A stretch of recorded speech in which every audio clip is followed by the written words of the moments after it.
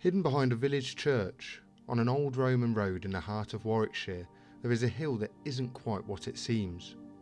To the people of Brinklow, it's simply known as the Tump, a grassy mound where children race to the top and dog walkers pause to admire the view.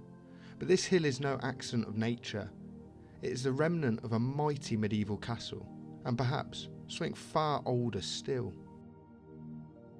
Brinklow sits between Coventry and Rugby, right beside the Fosse Way, a Roman road that once stitched the province of Britannia together.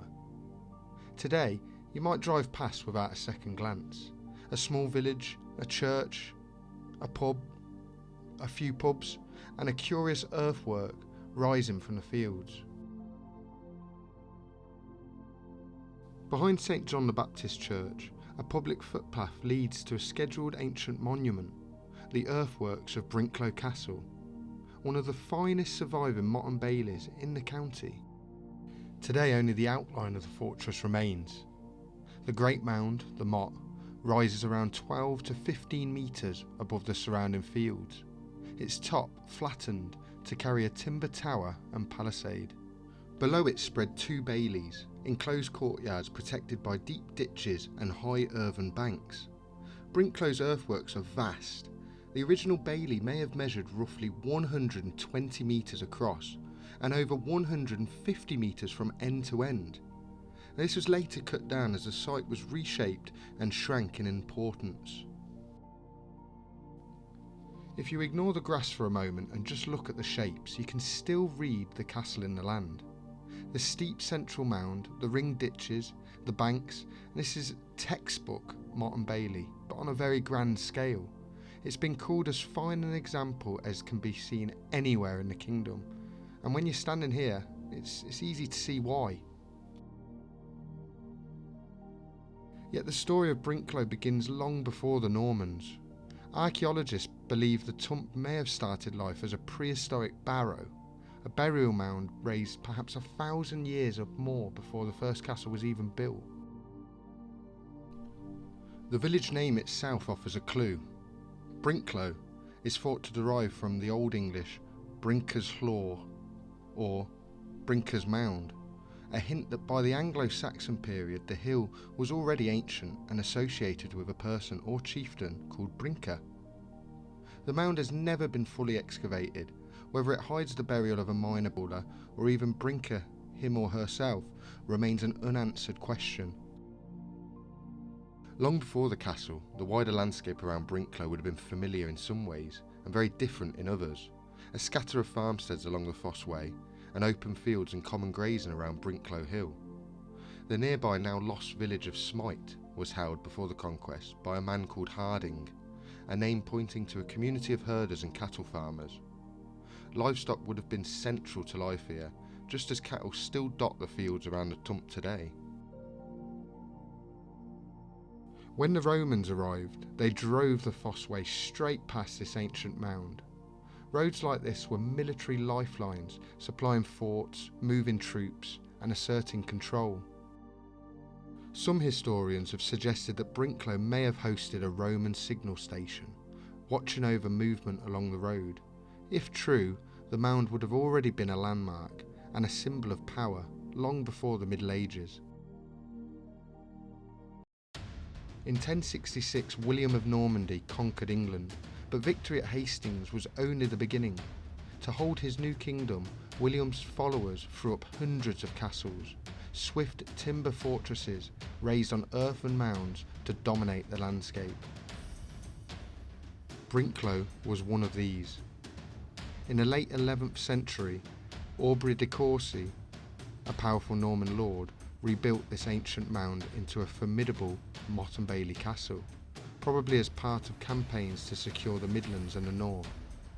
The existing barrow gave him a head start. Why build a new hill when the ancestors had already done most of the work? Now, Aubrey de Courcy is a fascinating figure. He held extensive lands in England in the years after the conquest, and by the time of the Domesday Survey, which was written in 1086, he had lost his English holdings. He'd abandoned his northern earldom, but the record still lists his estates, including this area around Brinklow, that gives us a rare snapshot of power and property at the time this castle was new.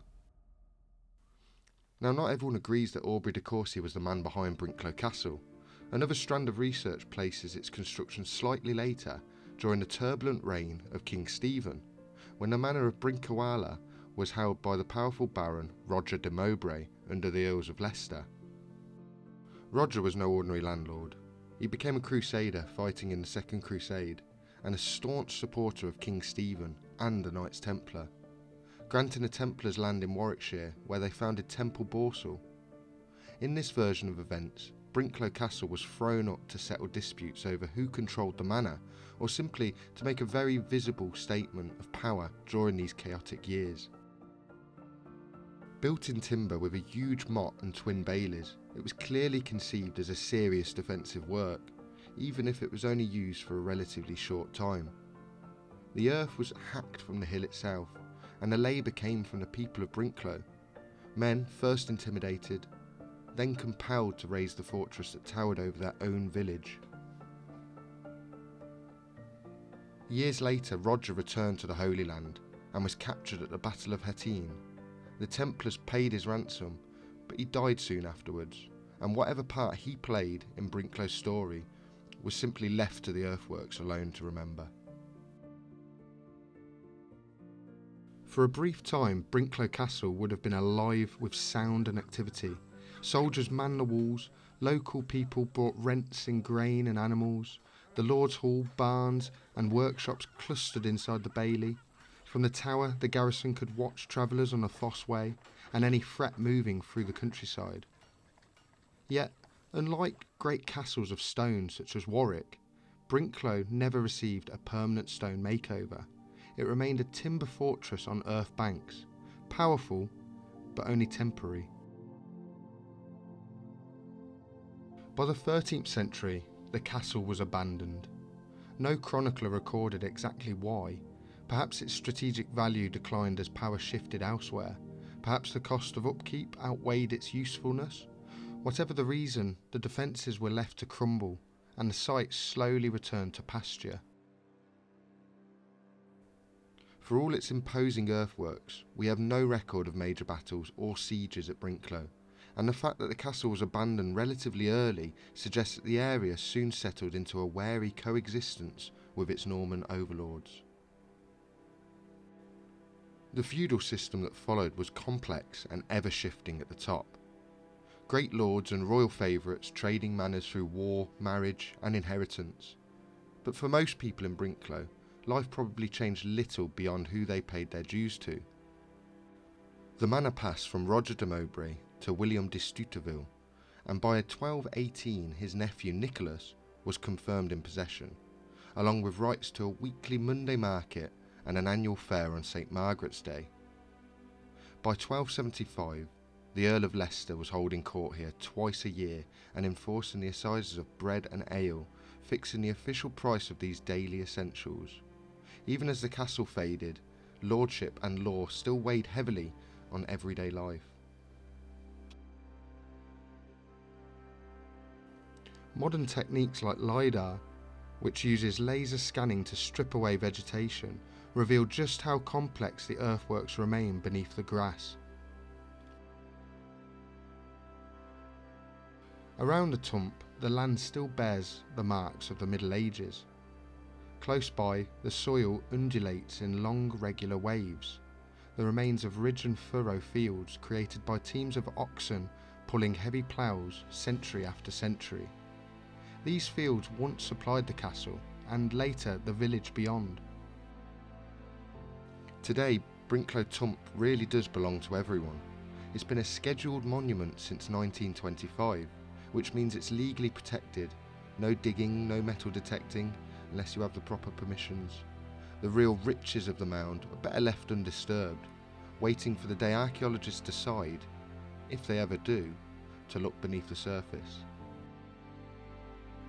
Recent studies of round mounds across England have highlighted Brinklow as an important site, very likely a prehistoric barrow, later rebuilt as a Norman motte and, in time, absorbed into a medieval farming landscape. Here, layers of power, belief and everyday use of the land quite literally sit on top of one another. Yet for all the studies and surveys, the heart of the mound has never been fully explored. Whether it hides a chieftain's grave or traces of Roman use or even lost Saxon structures, it remains an open question. From an ancient barrow to a marker on the Roman road, to a Norman stronghold and finally a village green, Brinklow Tump has overlooked this landscape for perhaps 2,000 years or more. We may never know exactly who first chose this spot or why they raised the mound, but each time we walk up here, we're using the same route through the landscape that people have taken for centuries before us. Brinklow Tump is more than an earthwork on a map. It's a shared inheritance. The law protects it, but so do the choices we make when we visit. To tread lightly, to leave the past where it lies, and to let archaeologists ask the questions in their own time.